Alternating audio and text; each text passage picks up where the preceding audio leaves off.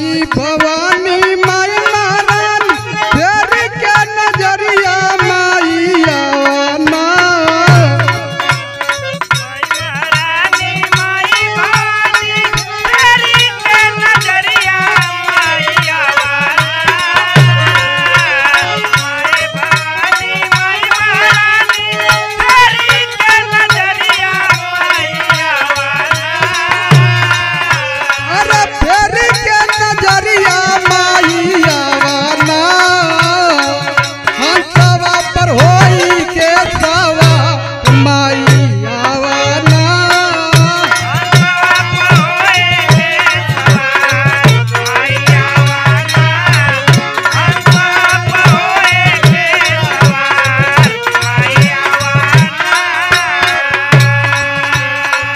सुना सुना नवरात्र का दिन बा और माई के दरबार में पूजा पाठ भक्ति भजन में मन लगा के चले के बा।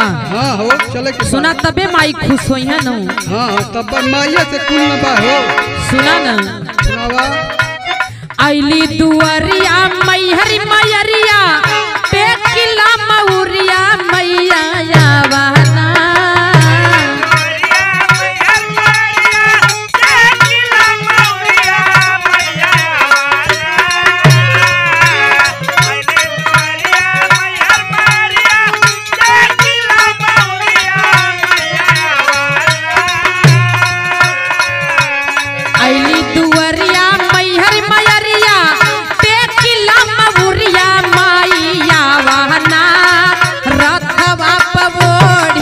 चुनरिया मैया आवाना।